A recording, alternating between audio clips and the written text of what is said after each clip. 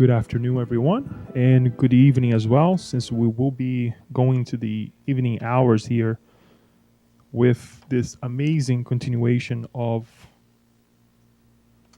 the book Plenitude. Um, Tonight, we will be studying chapter 11. This is the ninth session. Happy fall, by the way, right? We're entering a new era, new moment, and it's not here. Okay. I thought I was on my computer. I was going to look for something that I had in there, but it's okay. As I was saying, chapter 11, session 9 of this amazing book. The last time we were here, we discussed this obsession therapy, which encompassed what we offer in the Spirit Center. What do we have to offer? How do we tackle our suffering in the Spirit Center? And we went through some of the process of self-healing as well that we had discussed in the previous session. So thus far, I changed over here, but didn't change over there. So thus far, we have went through quite a bit, and we're on the last stretch of this amazing book called Plenitude: Suffering, an analysis of suffering, the origins of suffering, the end of suffering, approaches to the end of suffering, altruism, causes of suffering, pathways to health, the process of self-healing, the obsession therapy, and then tonight, alternative therapies. I would like to mention, before we go into what Joanna de Angelis says and what alternative therapies are, or the types of it as we're going to discuss, I would like to, forgive me if I can't say the quote as it was said by the founder of Apple, Steve Jobs. It goes along as customers do not know what they want until we show them, right? And it's true with Apple products. We don't know that was, we are capable to do the things that we can do nowadays with the phones, with the watches, the computers, and it goes, for any technology that we have nowadays. Now, we have to be careful because that can take us into issues as well, right? Because we see so much being thrown at us, and I'm going to do this, I'm going to do that, I'm going to do, many things, and we ended up doing what? Nothing. We ended up not really focusing on what the problem is. So I want to say this because we're going to go through several options, as Joanna de Angelis brings in this chapter. The second thing I want to say is I never try any of them. So personally, which I shouldn't be speaking here about my personal experience, much more what we learn from these books, I have not. I have many of you that can testify to a lot of the processes and therapies that we're going to mention tonight. And I know you guys can vouch to it. If you guys have told me, Leo, try this, try that for some of the problems that we have faced together.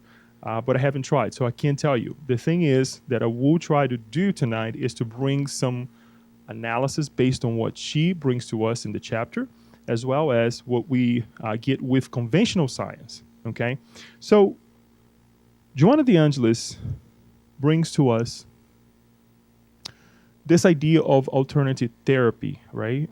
Something that we can add or just add to what the processes of therapies that we already know, and we're going to understand a little bit what I'm trying to say later on, or something that we just do utilize that therapy.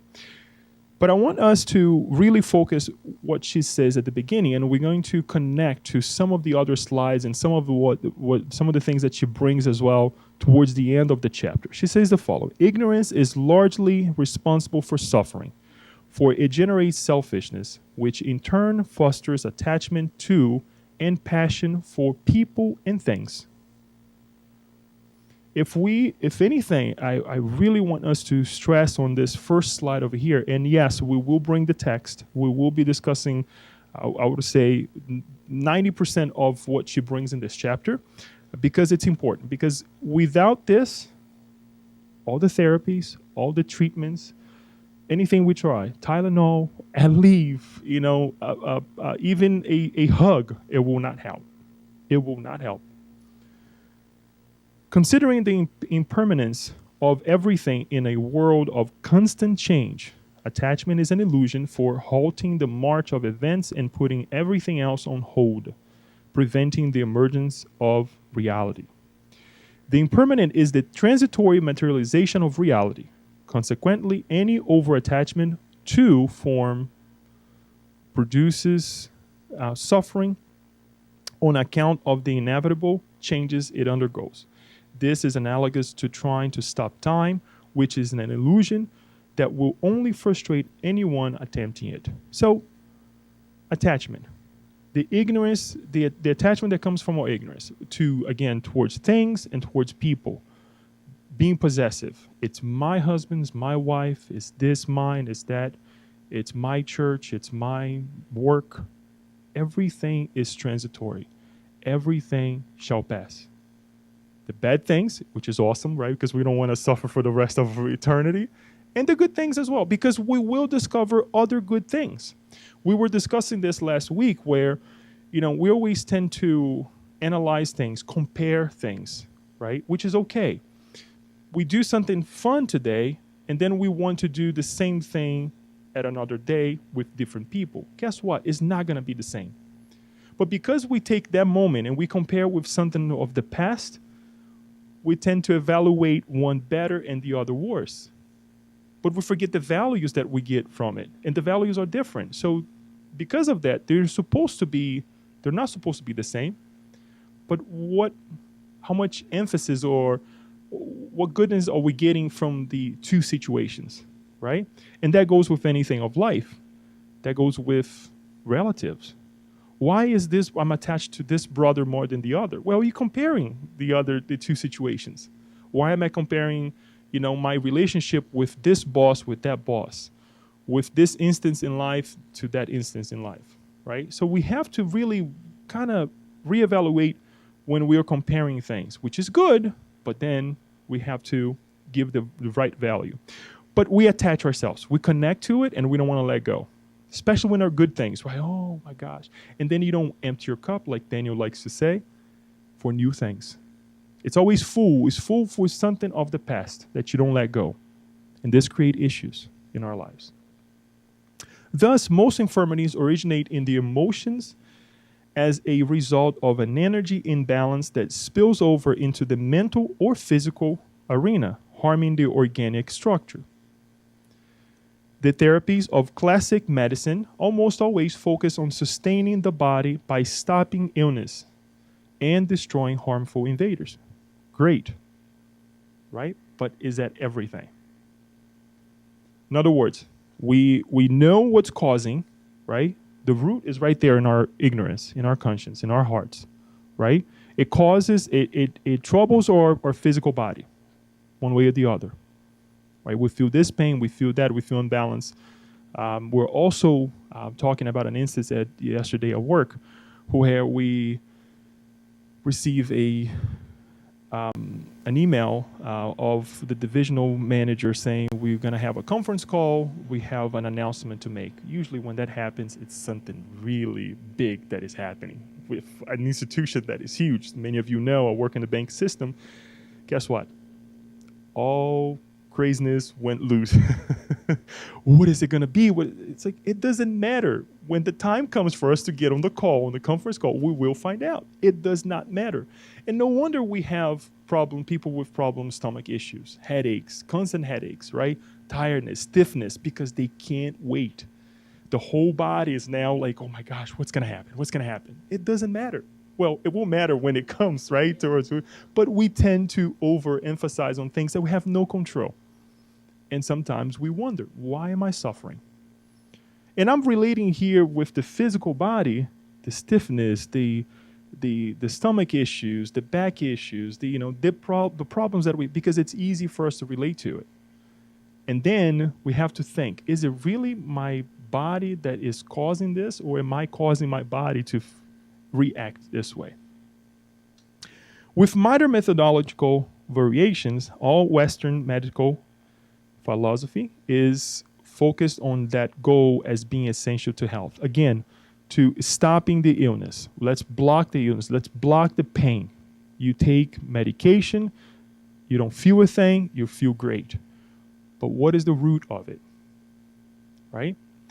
There are solutions that Joanna de Angelis is bringing in this chapter, as we have studied and we have mentioned in the past. This book is not solely what Jesus is bringing to us. It's not solely what Spiritism brings to us, but the Hinduistic ideals brings to us as well. So a lot of the therapies is related to Eastern civilizations, okay? And that's the approach that she brings here. Now, before we go to that, what are alternative therapies, right? Well, what is this therapy? What is alternative to us? Interestingly enough, this is actually a passage from the National Cancer Institute through the National Institutes of Health. We can find nowadays that complementary and alternative medicine, CAM, in this case for treatment of cancer here, is a term for medical products and practices that are not part of the standard medical care, the conventional medical care. Now, we can go in here and say, well, it could be something that we have no studies, right? Well-guided studies. No, there are. There are a lot of studies, and we can actually go to the National Institutes of Health and find out that there are studies on different type of meditations, different types of acupuncture. And we'll actually have results, and they show numbers. We'll see some of them here, but it's there. So it is something that is tested, actually approved, and there are some concerns as well that based on those studies that, okay, do this, don't do that. Obviously, you don't want to just do or see anybody. There are people qualified to do this service as well, this work. Standard medical care is medicine that is practiced by health professionals who hold an MD, medical doctor, or DO, doctor of osteopath degree. It is also practiced by other health professionals, such as physical therapists, physician's assistants, psychologists, and registered nurses. Standard medicine may also be called biomedicine or allopathic, Western, mainstream orthodox, or regular medicine. And then there are three ways that we can actually classify this. Complementary medicine is treatment that are used along with standard medical treatments, but are not considered to be standard treatments. One example is using acupuncture to help lessen some side effects of cancer treatment. Alternative medicine is treatments that are used instead of standard medical treatments. One example is using a special diet to treat cancer instead of anti-cancer drugs that are prescribed by an oncologist. Integrative medicine is a total approach to medical care that combines standard medicine with the CAM practice that have been shown to be safe and effective. They treat the patient's mind, body, and spirit. This is from the National Institute of Health. So guess what? I like to believe that we made some advancement on this idea or being open to the alternative, right? Now, since we're in this part over here, one of the things that we like to remind everyone is that in any case, if we open ourselves for any of these treatments, please do not put aside the conventional medicine. The same way we said the last time here that you come to the Spirit Center, you want to receive the passes, you want to go to whatever treatment you go, whatever religion that is, do not put away what we have learned from science. Because guess what? They're here. It's God-given. We developed this. There are a lot of craziness going on. We know we don't have to go there, but we don't want to put aside and say, oh, no, I'm not going to go through this. Because science is there for a reason, right? And we need them. We need the doctor. Bless the doctors. Bless the different approaches that we have and what we have learned so far. And the more that is to come with conventional medicine. So we cannot put that aside. And we like to say that because obviously we're showing different products now to one another, as we said at the beginning. We don't want people to think that, oh, you just leave that aside. So we have an idea. This is just for us to illustrate what this is.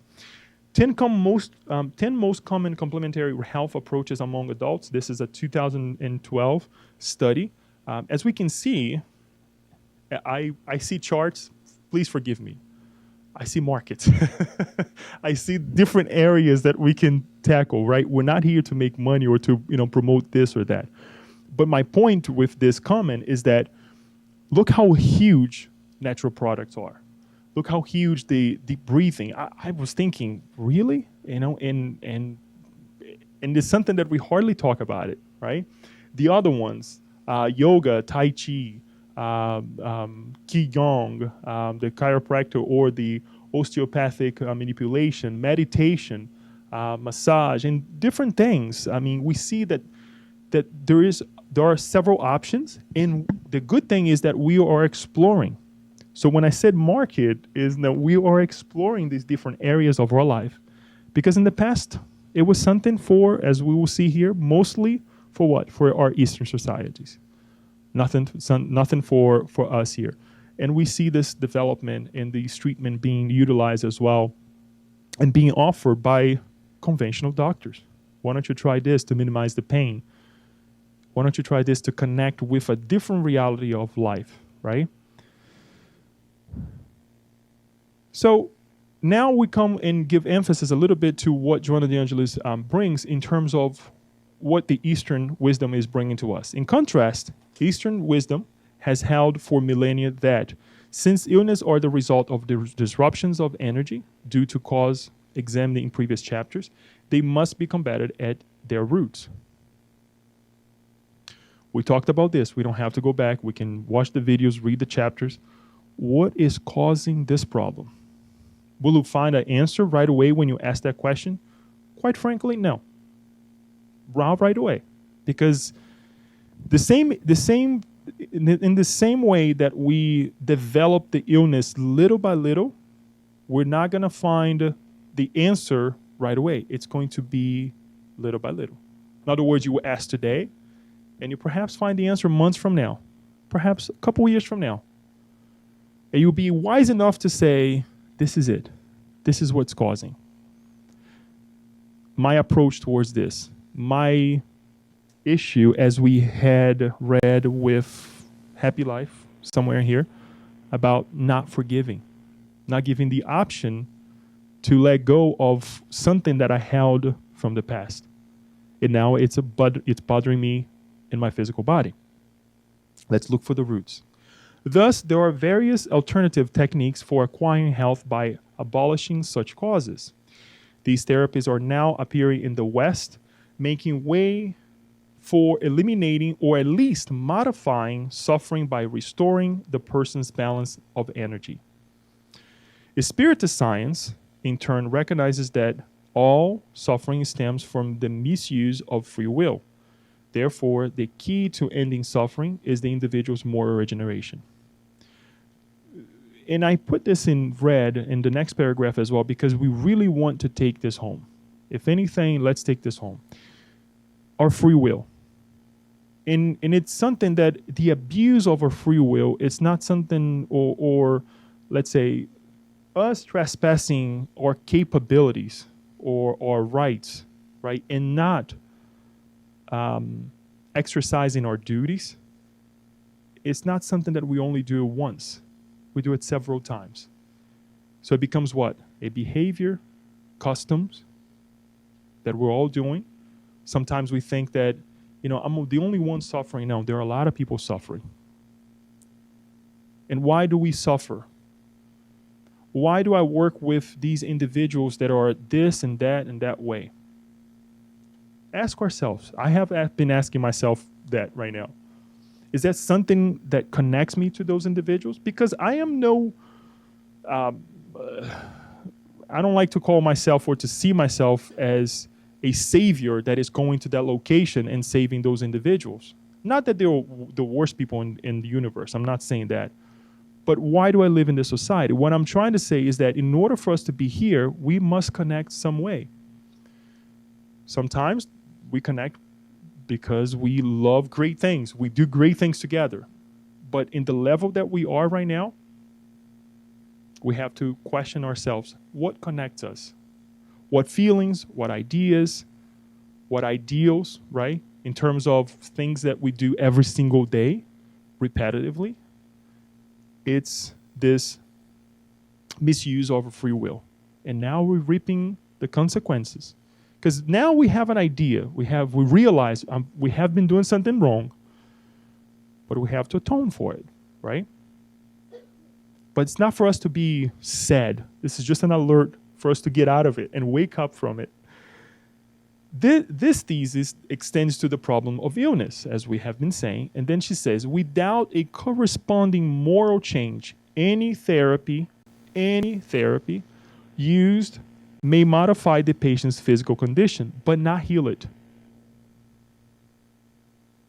Because at the first opportunity, the illness will return or foster the manifestation of other pathologies already existing in a still unbalanced vibratory field. So we can go to acupuncture, get ourselves pinned everywhere. We can go to yoga, feel zen, right? Come back home great, levitating. But if we don't change our moral behaviors, it's not going to change. And sometimes we think that's just, great things that we have to do in life. No, sometimes it's just one small thing. Responding to life in a different way. For example, if we're rushed all the time, what would that cause? Number one, you're always tense. Number two, your environment is going to be responding to you for that lateness in several ways, right? Think about traffic, for example. You're going to be cutting people. You're going to be complaining about the lights. So life is going to become miserable. Just a small behavior of changing a little bit. I'm going to leave the house 5 minutes early. And I'm not saying that today, by the way, we're running a little late because we like to get here early. We're not talking, when it happens here and there. But when you analyze that something becomes a behavior, we need to change. We can go to all the therapies we want. It's not going to change if we don't change that behavior. Alternative therapies are essentially concerned with the whole person, with the entire complex that externalizes in the body and not just the body per se. So it's the whole environment. I mentioned to you last time I went to see my doctor, and fortunately enough, one of the very few moments that I had an encounter with a doctor, the person stopped and listened to me. Small things. It was actually side conversations, but through those side conversations, guess what? You always bring something that may be causing this or that problem that can give away some anxiety, some ideas that perhaps will show in your physical body later on. Do we need a doctor? Yes, we need a doctor. Can we do these analyses by ourselves? We can. It's also a process that we have to start. That we also need to look at ourselves as a whole. Not just that leg that is hurting, or the knee, or the neck. It's the whole body, right? And then she goes into some of the therapies that we'll cover, obviously, most of them in terms of what she brings, but they all connect to what we just mentioned, that it has to be connected with our behavioral change. Acupuncture, for example, regards the body as an instrument of an energy system and is thus non-physical, that is, less dense than it appears to be. This system prevails over the whole as if it were another, more complex nervous system sustaining all the delicate workings and the most subtle implements of the somatic organization. It maintains the mind, body, emotions, sensations, and thought matter interaction. Cover a couple more here, and then we're going to stop and make a comment on. Acupuncture seeks to use the physical body to reach this energy field and vitalize it, eliminating blockages that impede irrigation by health supporting forces. This energy system is made up of meridians, which are current of energies running through the entire body. It's interesting that Joanna de Angelis is reminding us that it's not the physical body, the essence, but something more subtle, us, spirit. our connection with it, right? It's not just the finger that is hurting. What's causing the finger to hurt? We go back to Spiritism when we find that spirits don't have fingers. The essence don't have a finger. However, we are connected with the physical body through our perispirit, something more subtle that she's talking about, right? That Eastern civilizations have already brought to us way before when, right? And now we're introducing our lives. We're allowing it to be part of our lives. The same way that Spiritism brings to us this idea of, treat the body, but treat the mind, treat the heart, your intentions. It is relatively easy to find and measure the energy-charged acupuncture points along the meridians. The Tobiscope, a highly sensitive electric apparatus, can locate them, this thus proving their existence. It is believed that there are 14 main meridians and 57 secondary ones constituting the energy system.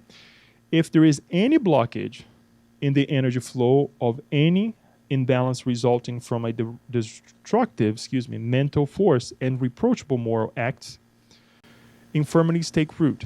Applying needles at the acupuncture points rebalances the energy of the meridian and unblocks it. The generator system is rebuked and health is restored. So it's looking where is the concentration, where is the blockage, right? Because sometimes a blockage is what? If you have a pipe and you have something, water trying to flow, energy trying to flow, and you have a blockage, what happens? It stops. And that saturates the saturation. Then the saturation will run someplace else. It's the same thing with us. If you have a clogged artery, what's the problem? What's the consequence? Right? So let us think about this. Let's connect with what is blocking me to have the energies of life to flow through my body in an appropriate way. All that we're talking about here, I'm gonna advance a little bit in something that we were gonna talk about at the end. But sometimes if we don't say it, we don't get it, even if we say at the end. What is this towards ourselves? What is Joanna de Angelis talking to us about ourselves? Charity. To be charitable to ourselves. Do we want to have, if we're giving a system, like we have been given a system, right? Do we want to create blockages, clog the whole thing? In any shape, form, no, we don't. And we're not going to even talk about food or this drink or this or that. Let us think about our thoughts and our feelings. Enough with that. Let's just talk about thoughts and feelings. What is clogging the flow of energy in terms of thoughts and feelings? Let us be charitable to ourselves and let us think. Ask this question. Last week, Kirsten brought the idea of our relationship with God, right? With our Creator, with ourselves, to understand ourselves. This is a question appropriate, right, for us to also ask, connecting with that. What is our connection with ourselves and trying to be charitable to ourselves? Because it's easy to say, I'm going to give this to that person. I'm going to be charitable to that group of individuals. We're going to do a lot of charity. But are you being charitable to yourself? And I know sometimes it's just, as we said, and Joanna de Angelis mentioned at the beginning, it's just ignorance. We don't know any better. But it's time for us to wake up and ask this question and to be charitable.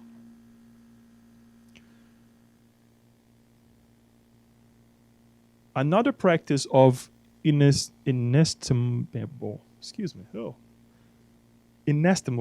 thank you, I need some water, value is yoga, especially for imbalanced emotions, serious psychological problems, and a few other health issues.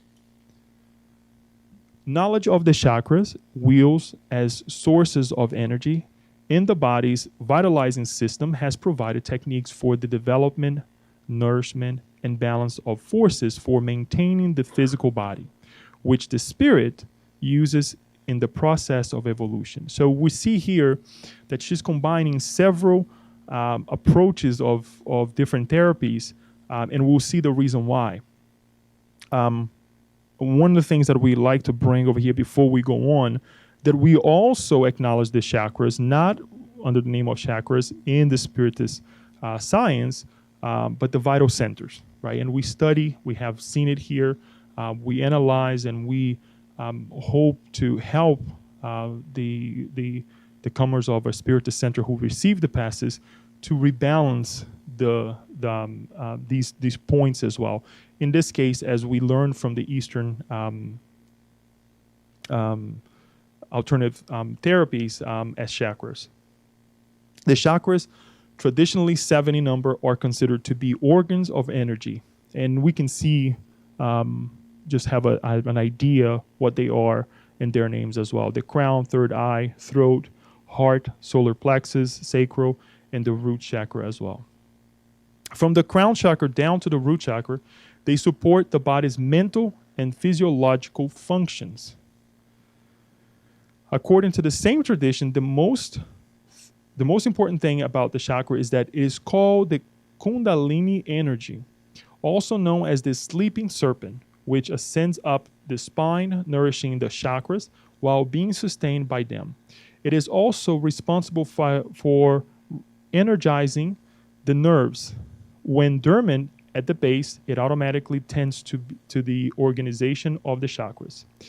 Through meditation, rhythmic exercises, and various other techniques, the Kundalini is awakened and its energy can be channeled appropriately, attending to the chakras, expanding spiritual awareness, and fostering physical health, vitality, and the harmony of the nervous system.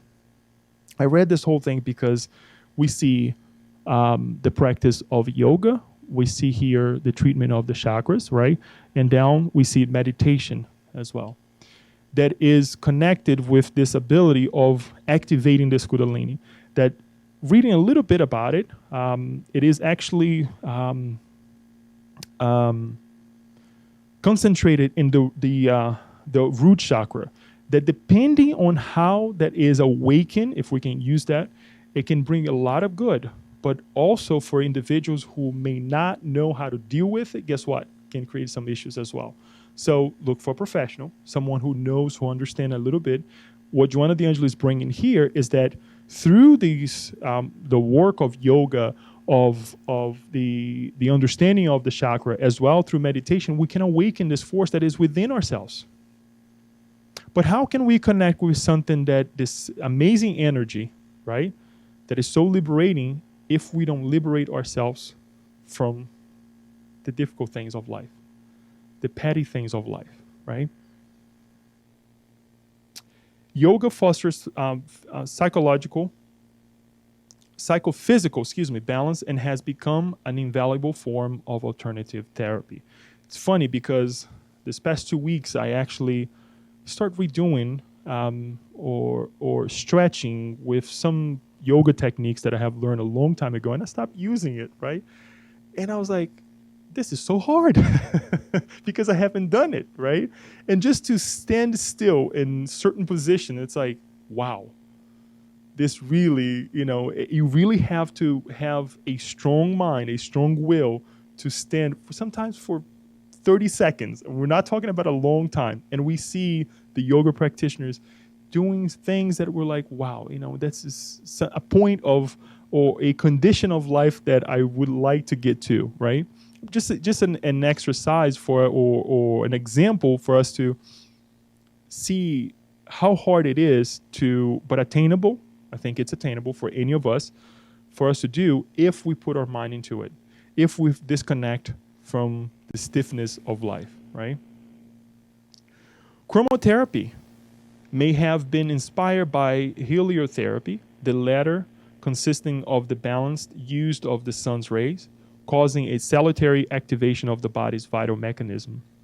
For example, under the action of ultraviolet rays, 7 dehydrocholesterol turns into vitamin D, which prevents rickets.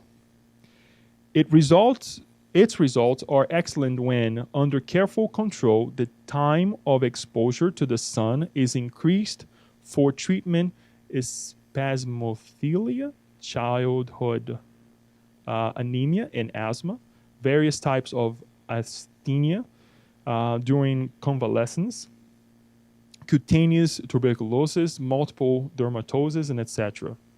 Solariums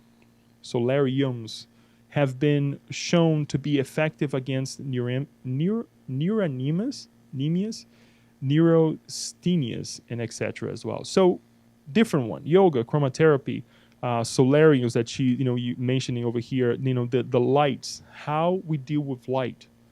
We have heard as many accounts of certain countries that perhaps go through a long time of darkness, how people get into depression.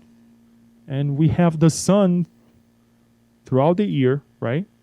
Some parts of the year a little less than the other parts of the year, and we complain.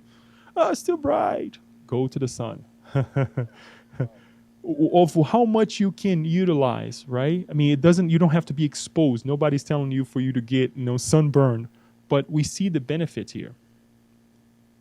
Does it cost anything? No. It's free, right? Using colors, chromotherapy has led to some favorable results in the area of health, especially in cases of mental imbalance. The color red is considered exciting, while blue is calming. Hence, red is used for melancholic states and blue for overly excited ones, as in cases of delirium tremens and the like. Chromotherapy, properly applied through a correct knowledge of colors and their effects, leads to recovery. For example, red light produces good results in certain infectious states such as smallpox. We're talking about lights. We're talking about the reasons why we see certain environments that makes us joyful, certain environments that just So we really have to analyze these different options that we have in our lives. Really interesting one. Homeopathy came into being around 1796 when Samuel Hahnemann began using it after publishing his essay on new principle for ascertaining the curative powers of drugs, with a few glances at those hereto employed. He had tested the new therapy on himself and his family for 6 years with remarkable results. Homeopathy is based on the principle similibus curantur, that is, likes are cured by likes.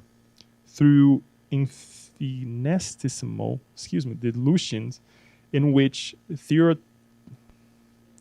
theoretically molecules of the original substance should no longer exist, the medication ceases to be chemical and becomes physical. Since everything in the universe is energy and matter converting to each other, energy resources should be applied to rebalance the physical body, which in its essence also consists of energy necessary for life.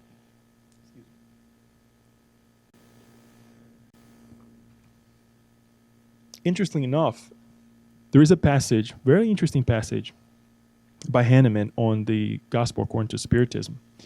Chapter 9, item 10, yes. And I went back and I read it. And Hahnemann is actually bringing the message of us deeming ourselves not able to become a better individual because we blame the physical body. And he goes and he explains that what is the beauty of life if we can, and consequently, obviously, what is our responsibility, right?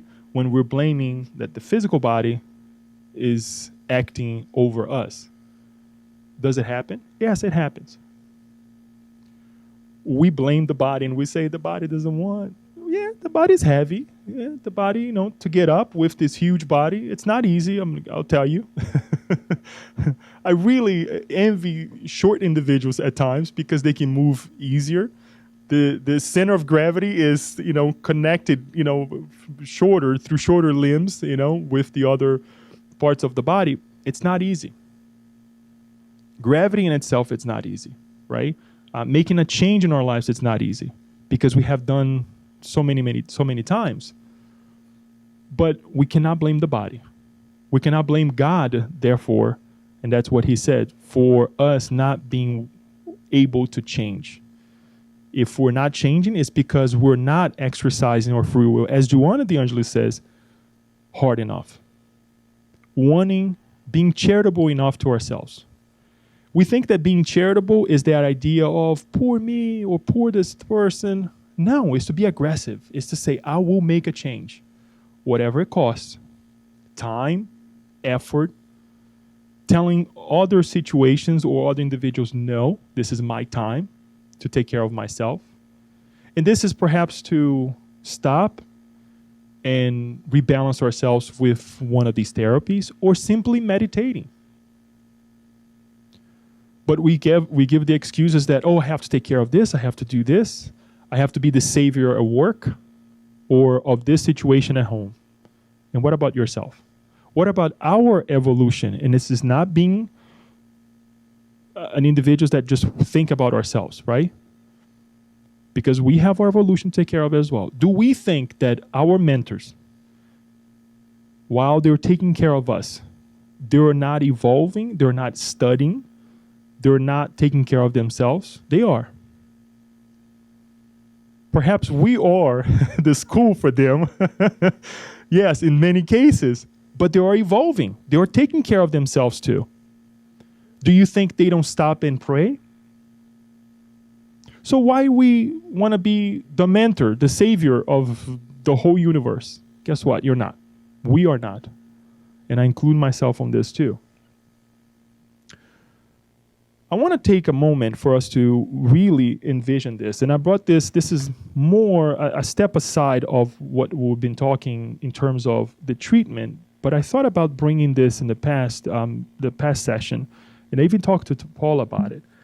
Our goals, to have a goal in life. And Kirst again talked about this last week, asking us, what's important for us, right? And how do we do this? I want to go back for the suffering, right?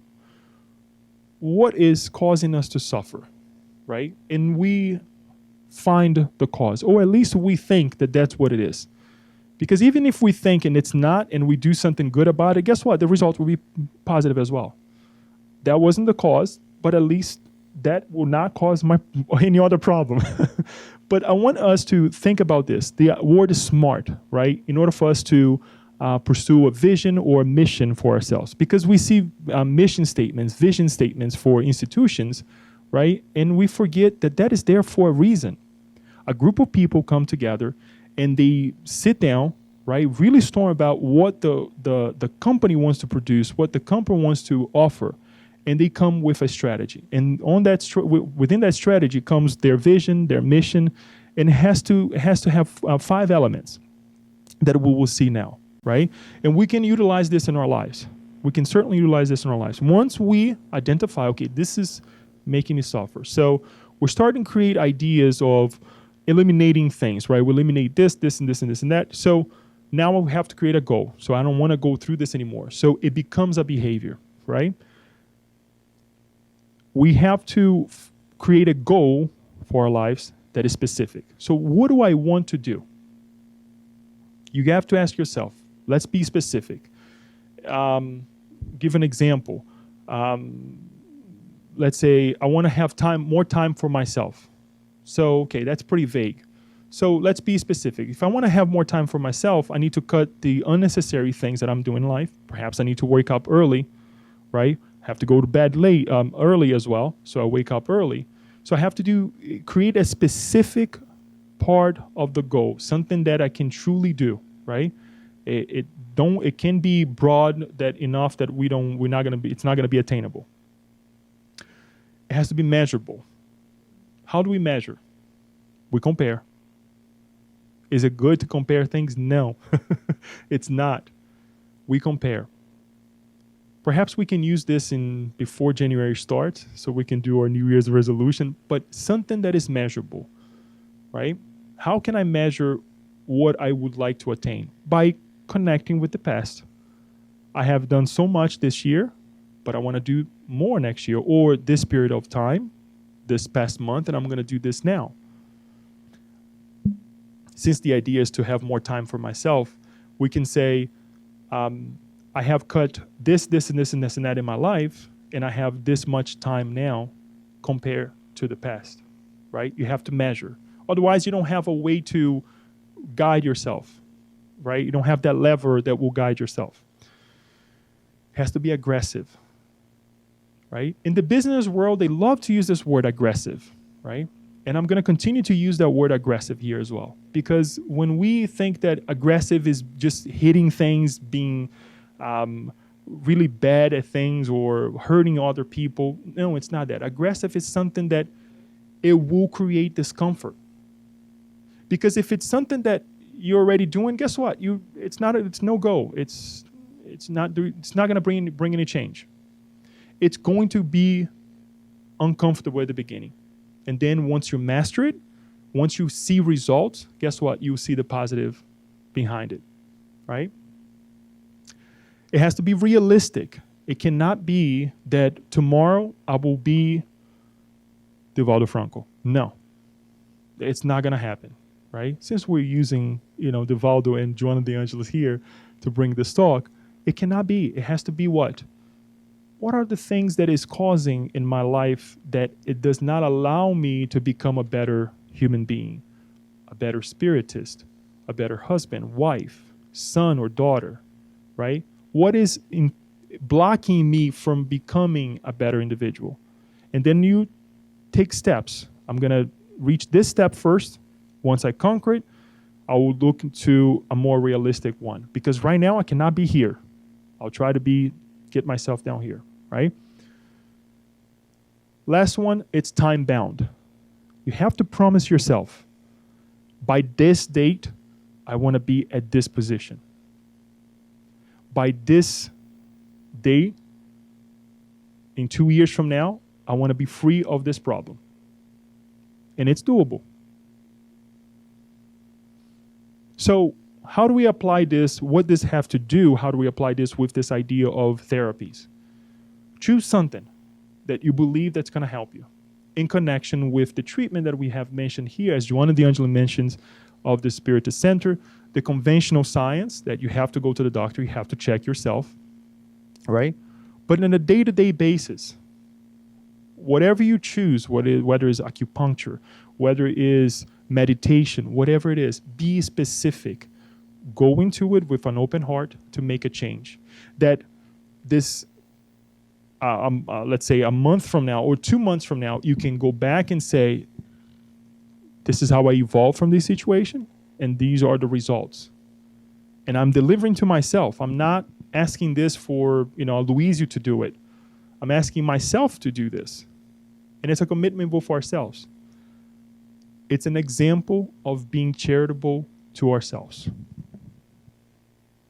To finalize, with these ideas now that we brought, Joanna de Angelis says, alternative therapies are multiplying psychobiophysics, past life therapy, psychic and mediumistic surgeries, hypnosis, phytotherapy, flower therapy, and crystal therapy, among others, are working for the health and rebalancing of the individual and the decline and even disappearance of suffering on earth. Here's the closing remark that she brings to us. While acknowledging their invaluable contribution, we cannot forget that it is in the moral transformation of the individual for the better by means of charity, as prescribed by Spiritism and supported on the concept of Christ, who told those whom he healed to stop sinning, or something worse would happen to them. That real healing occurs and suffering is mitigated, giving way to peace and psycho-physical balance. Charitable. And once more, I would like to bring this idea before we close and we pass the word for us to make comments and questions, that it's not being charitable to others only. It's being charitable to ourselves. Do unto others as we wish, as it is done unto us, right? So one is a consequence of the other. You have to prove to yourself that this and this and that in your life is charitable to you, apply to yourself, and then you show it to others, and you wish that others will do the same unto you. So one is the being, as you wish to be done unto you is not a consequence, is the main, right? Is the core, the base of everything.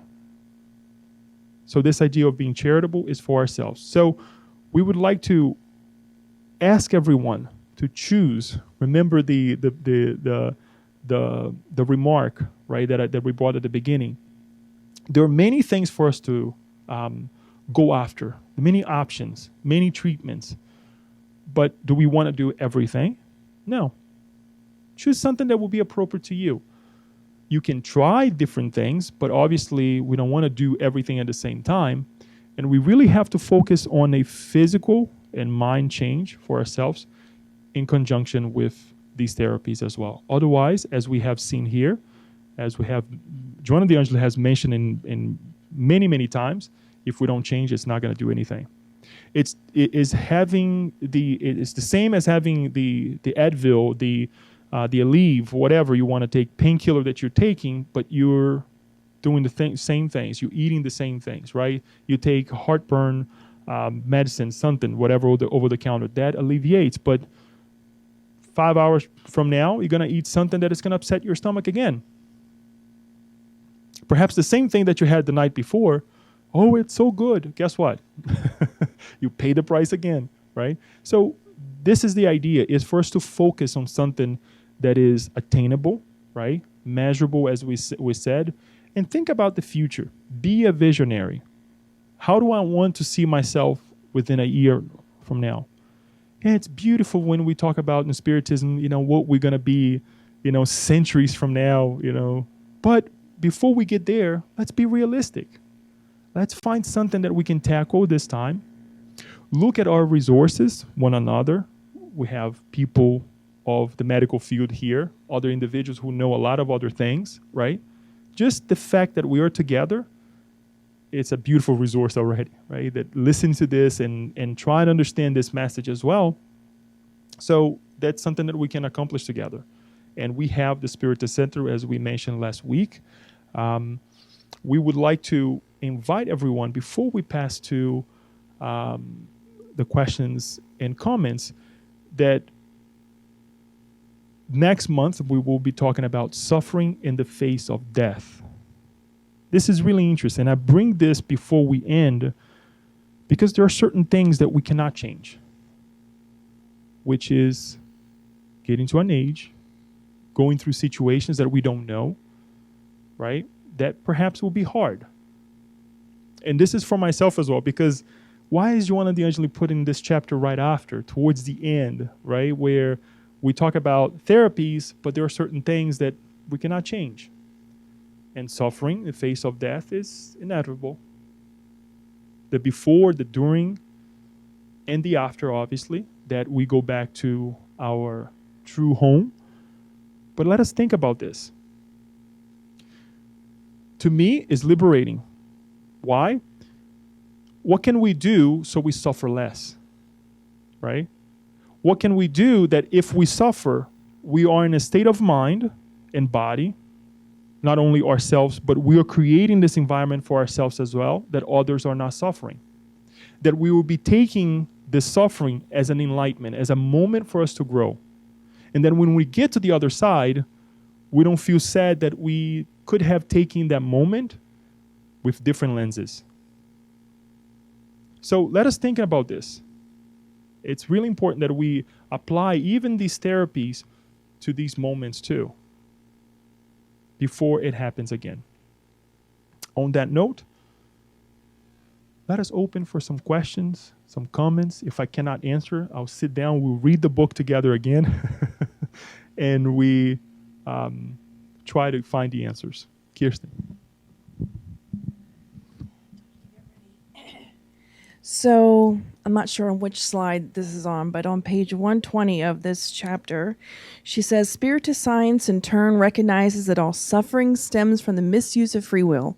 Therefore, the key to end suffering is the individual's moral regeneration. So can you explain a little bit more, or explain what moral regeneration is? How does one begin it? Oh, you just passed it. It was in red. Yeah.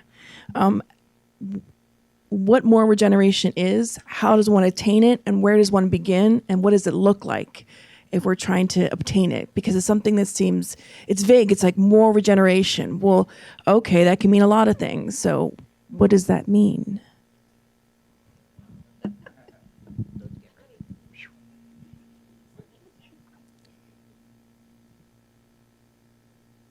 I would like to start with the idea of thought, right? Interesting. When you're reading a book, whatever book that is, you start reading and you try to connect with the book, which I disclose here. It's really hard for me. I have to read several times certain things for me to connect to it, certain, ideas too. So you're reading that book. So you start thinking, you start connecting. So ideas come to mind, right? Things are coming to mind. And you're being bombarded with several things, right? And you stop and you're like, okay, why am I thinking this way? Why are these ideas coming to mind? Obviously, the reason I said the book is because you're reading a book. There is a reason there. Sometimes you're doing nothing. You're cleaning the house and you're being bombarded with ideas too. You're not reading a book. So why are you thinking about that? What caused you to think about certain things? And now I want to take another step. With those ideas, with those thoughts comes what? Feelings, right? You either react, meaning you run from it, or you attack. And that can liberate certain enzymes on you. You get upset, and then things go on and on and on and on. Next thing you know, you're shaking and you don't know why. What I'm here to say, that to me, and this is what I've been going through as well, this idea of regeneration is simply to analyze what has going through in your mind, what books are you reading, what are you connecting with, and replacing them. That is number one of regeneration. And it's interesting that you asked this question, because yesterday, as I was doing the final preparations for the talk, I read a passage of that book, Daniel, from Pastorino. What's his name? Sabedorias, Minutos de Sabedoria. And interesting passage was that about dreams, right? And I dream a whole lot. It's amazing how I dream. If I'm not a medium, but I dream a whole lot. And I remember, we were talking about this at home yesterday, where I dream a whole lot and I remember I smell things and, and the passage was, do not let your dreams take over your life. That you dream of something, you connect with something, and you keep thinking every single, the whole day, you don't do anything because you're just, thinking about that horrible dream that you had the night before. And the same thing happens with our lives when we're thinking, when we're connecting with things. And we forget that we have the capability, we have the opportunity to regenerate ourselves and change that thought. Now let's take another step ahead of us, actions. Okay, you connected, you thought, and now you're acting. Okay, we did something wrong. What is to say that you cannot go over there and say, now I'm going to do differently? But in order for that to happen, you have to acknowledge that you thought you did something wrong, and now you wanted to correct, right? And that moment is not easy, because now you're saying to yourself, gosh, you really messed it up, Leo. You really did something wrong. Since you asked for example, you exchange words of sarcasm when you could have been a little bit wiser. You go to the person and literally say, I'm sorry, it was a moment that I shouldn't have said such a thing, or I shouldn't have, it was not even the moment, it's just that what I said, it was wrong. I apologize for it, I'll make it up to it. How we will make it up to that person? Let's say you're not going to see that person, or you're not going to give yourself another opportunity in terms of making a better for that individual, because you're just going to live a better life with that individual. So there's not going to be a moment that you have to do something, but you're going to do with others. When people are sarcastic with you, you remember that some time ago you did something wrong as well. So you're not going to react. That is an example that I would like to call, and correct if I'm wrong, we all have our examples of regeneration. When I also look for regeneration, now taking another step, we want to think about the future too. Let us be futuristic, right? Have envisions in our life, right? How can I be more regenerative in the future? We live in a world of pain. We live in a world of despair. We live in a world of everything is being bombarded us in a negative way, right? There's no positive. Just the example that we brought earlier today of people being anxious, that trouble our environment. Think about it. Because now, everybody's vibrating in one way. Everything is subtle, everything is going smooth, and all of a sudden, because of a message, everything is like, okay, well, what's going to happen? What's going to happen? You feel it. We feel it. What can we do in terms of regeneration? Settle down. You play. You go with the flow instead of also reacting with those individuals. These are simple things. We can all find different ways for us to be regenerative, right? Talking about the medicine. In the future, and we get this from the Gospel according to Spiritism, doctors will not treat. They will what? They'll prevent illnesses. They're going to look and say, look, this thought right now that troubles you, if you don't change, this is going to create another issue, right? This is the root right now of it's a little seed, not even a root yet, a little seed that is going to spring into something that is going to be detrimental to you and to others. That also is a regeneration before it happens. But are we there yet that we are foreseeing things before it happens? So I would like to hear from you. If that doesn't help, I think that would be ways for us to regenerate ourselves. And there are many examples that we can give, ways that we can change our lives that it will allow us to, classify ourselves as regenerative, right, individuals, instead of reacting and creating more mess in our lives. Anyone else?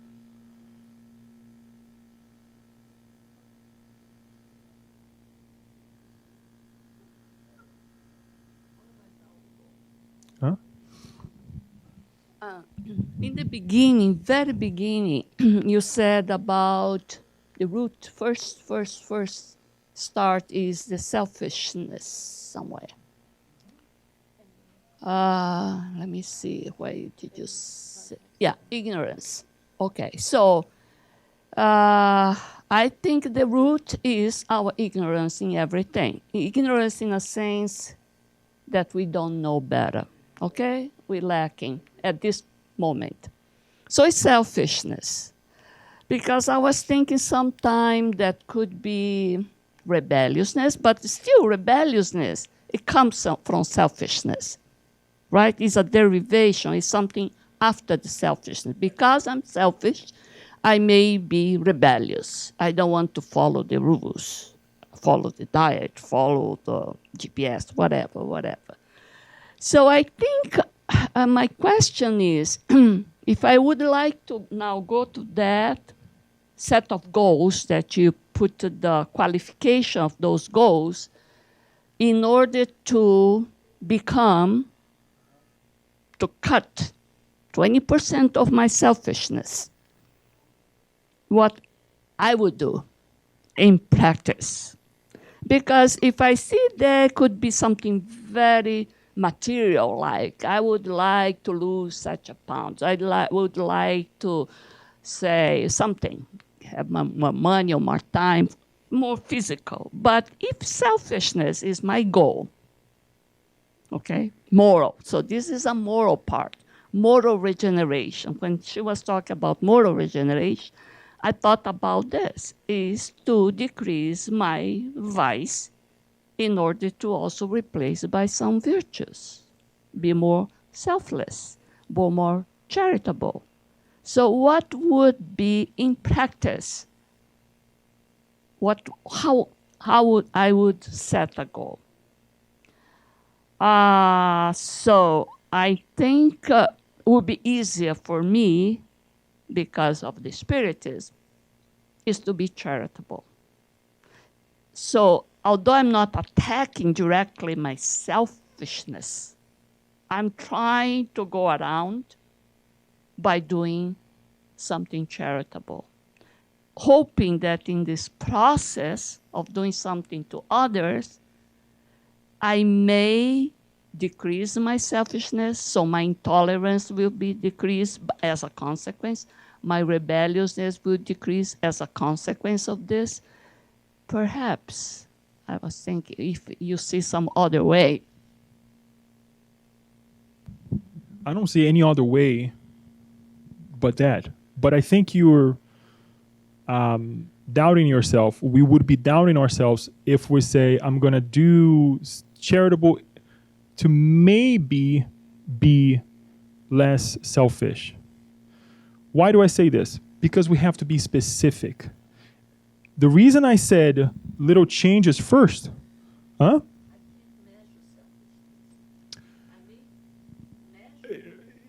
Yeah, Paul is behavior. Paul is like that. Behavior. Here's the thing. Perhaps we have to get to the root cause. And I'm glad that you brought this, because the reason I said, I gave the mundane example of having time for myself, right? It's because sometimes we're lazy, right? Where's lazy coming from, right? There are certain conditions in life, for some of us, that we'll never get to tell ourselves that I am selfish. No, we'll not. However, we will find that we are lazy. However, we'll find that we are not doing enough for others. But we're not going to have the guts yet to say, I am selfish. Now, baby steps, specific. Because if I try to say, I'm not going to be selfish anymore, well, that's too broad. So we have to cut down. Now, the bottom line is this. We're making a change. I agree with you, and I know you a little bit, Jasko, because you're very specific, and that's great. But not everyone is in that level yet. And we're not as aggressive. And that's when we have to get to know ourselves and say, baby steps. What is specific? What's measurable for Leo? What's to be aggressive for Leo? Realistic, time-bound, right? Isabella liked to say that, when you start something, you have to finish. You have to, but that's my reality. And guess what? Sometimes I hit the wall. And I wish I was different, but that's just my way. So sometimes I have to come to me and myself and to my ideals and say, Leo, is this really realistic?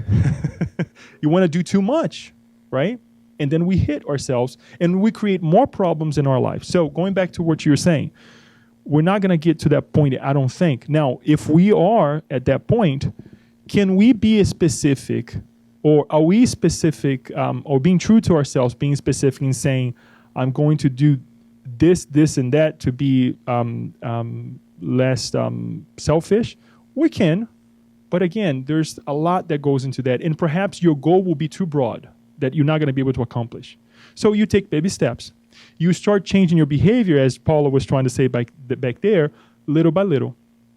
How do I get to this point? And once I conquer that, I reach that goal, I'm going to move on to the next one. Right? And as the steps, as you increase on certain things, guess what? Next, maybe 2 more reincarnations, we become mentors. Then we really have to be, selfless, right? To help those individuals. But I think it's a good point, Jasko, and I hope that answers your question, because not everybody is in the same level. And the main thing here is that we don't want to lie to ourselves.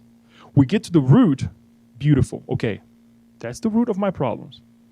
But now, how can I change this in reality and not fool myself? Paula, do you want to?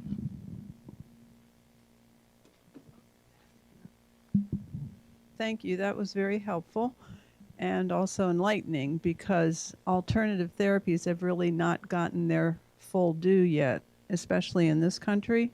I learned when I traveled in Europe in my 20s that the doctors there were more charged, as you spoke about at the end, to maintain health.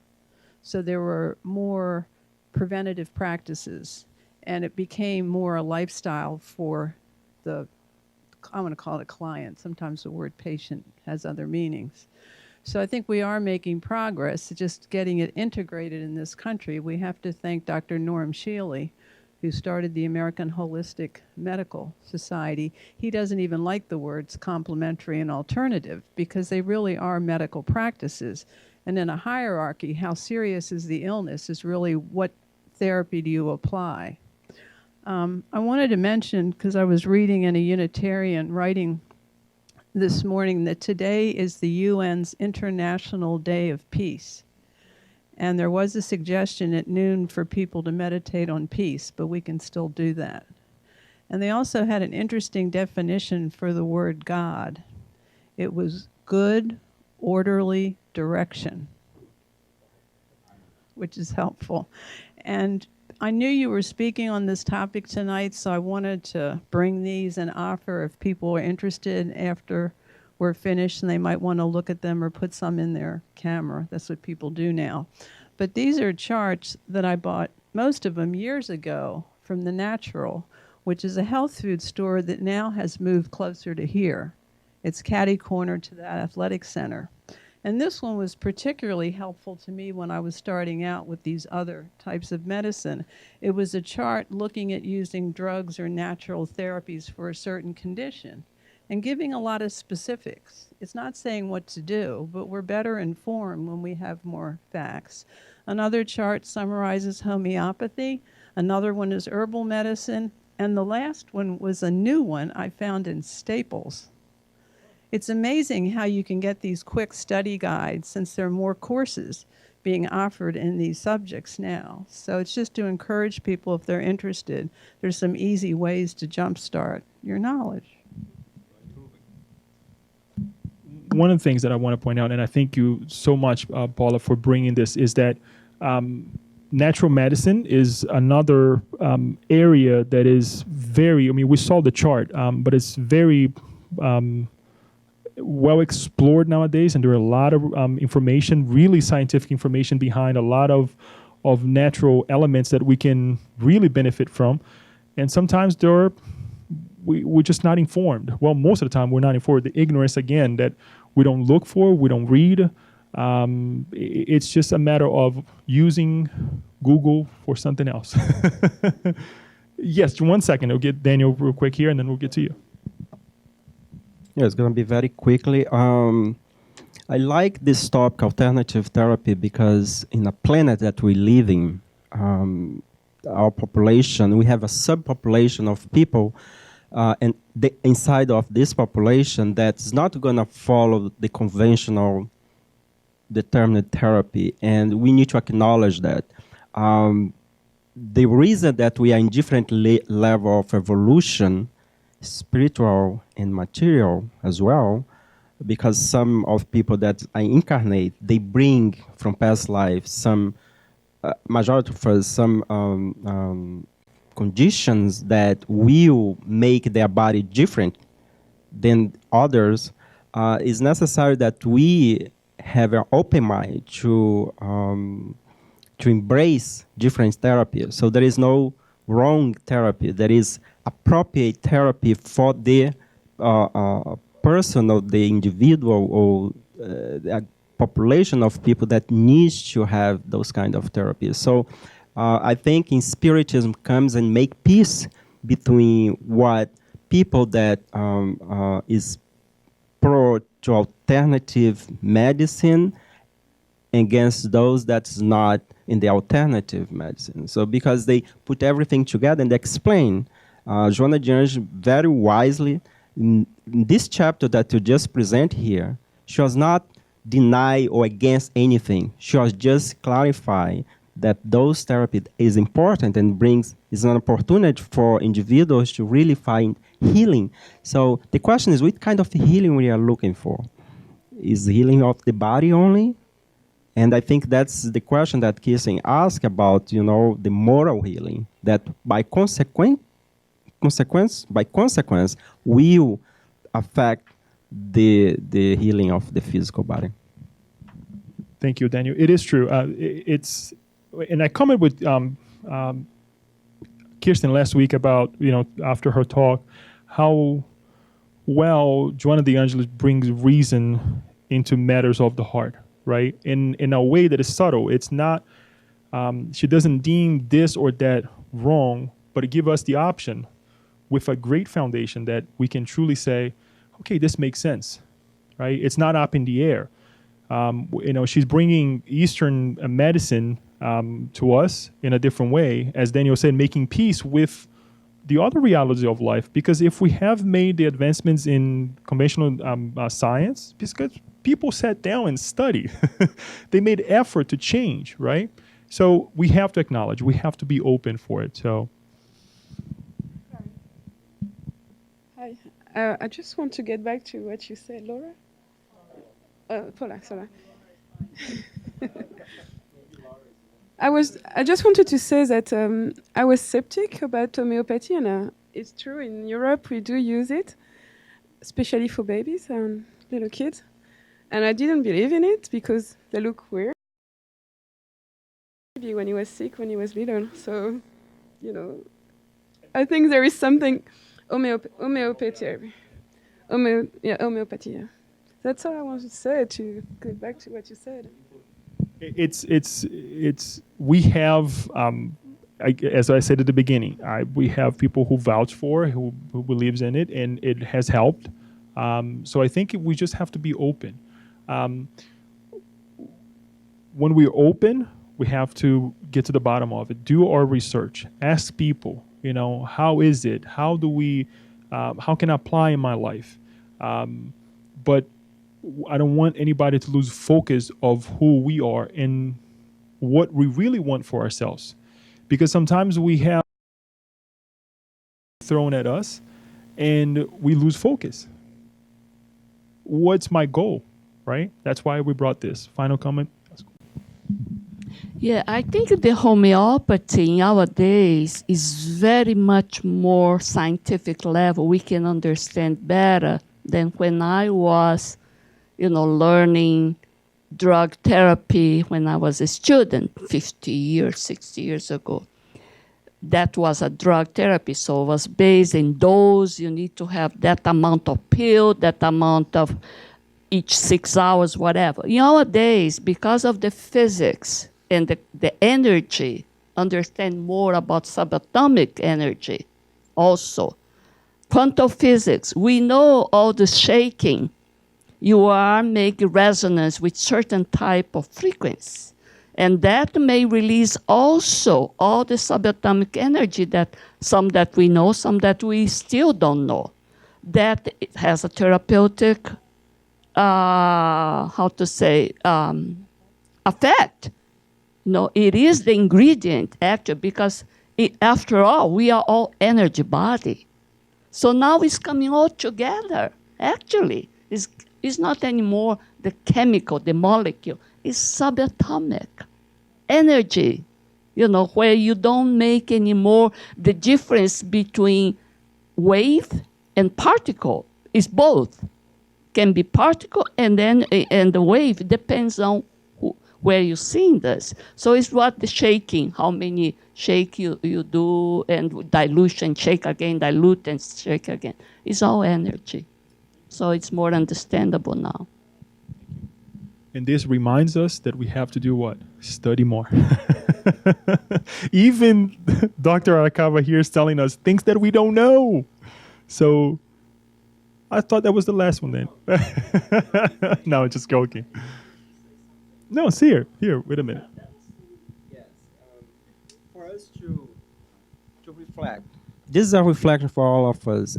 So what we call conventional or alternative therapy today was conventional therapy 1,000 years ago. So right now, the question is, what we call conventional therapy or drug therapy nowadays, in a couple thousand years from now, is going to be alternative therapy or optional therapy or not therapy or obsolete therapy. So this is something for us to think about it, not to be stagnate in one kind of therapy, because we as a spirit, we evolved. And the question here is, what is pushing back that is not allow us to evolve? So it's just for us to analyze. No, it's like, I don't want to criticize light, because as a spiritist, we can't criticize what science has advanced. What we do with what we conquer reside in the moral wish of the individual. And that's where I find it too. Spiritism is not worried about the matter. It worry about strength, our spirituality, and our moral evolvement. So if we don't have a good moral standard, of course we're going to use matter, money, power to make us suffering. That's what we have happening to us. Everybody wants to comment today. Wow. It's a really interesting topic. Maybe we need to talk more about this, Paula. I just wanted to say two things. One, that allopathic medicine is a blessing and we should not discount it, nor does Joanna in this chapter or any other book discount allopathic medicine or say it's horrible, don't do it, don't follow it. It has its place in our lives. It has its necessities in the same way that the way that I think of it as it's analogous to when we reincarnate, God allows us to forget the past, right? So sometimes we need medication that simmers down some of that angst within us for us to spend time through our moral regeneration or our moral, what was the word? Regeneration, was it? And working on our selflessness and working on being less ignorant and more charitable. So I think it's important. I just wanted to put that out there because I didn't want anyone who's listening on the web or a recorded version to think like, oh my God, I'm going to stop taking my blood pressure pills. Yeah. So yeah, but just allopathic medicine is still great as well. I would be very afraid to say anything here in the front that I did not believe in. And coming from Joanna de Angelis, one of the things to exemplify what you're saying, Kirsten, is what happened to Nilsson and what happened to Divaldo as well. In the past, the idea of sitting down and do the visualizations that we do here, meditating in the spiritist arena was like, wait a minute, that's some, voodoo stuff that you're doing or this or that. And who brought this idea to the spiritist arena was Joanna de Angelis. She said to go and meditate. Ask yourself, talk to yourself in the mirror, right? Get to know yourself. Analyze your thoughts, analyze your ways of life, what you want, what your desires are. Meditate on it. It's okay to say you're doing this way, you need to change. Criticize yourself with envisioning a change in your life. Otherwise, nothing is going to happen. So I'm glad that you're saying that, because for those who are following us, who will watch this in the future, the only thing that I ask is to be specific, and to be specific with a goal in mind, which is to change the root, right? To eradicate whatever is causing your fears, your troubles in life, our pains in the physical body. Because I can do all kinds of things. We can go and do acupuncture. We can do this. We can, take the medicine. We can follow a schedule. But if we don't change what's in here and what's in here, it's nothing happen. Yes, the ignorance will still prevail. Yes. So with that note, since our International Day of Peace, let us pray. And I would like to ask each one of you that peace can be many things, but let's be specific. Let's be specific. And if I can ask something, is that we're here for a reason, right? Perhaps we accompany one person, the other, whatever, but we're here because we want to get better being. We become better beings. So as we're praying, let us pray for one another, right? We all seen the faces who are here. Some of them are in the other room, right? Let us think. Let us visualize one another, asking that perhaps whatever that is, we don't need to know what the other person is going through, but we all want a peace in our lives. And that's what we'd like to do right now. We'll ask Daniel to put on the music. Yeah, can you please? Thank you.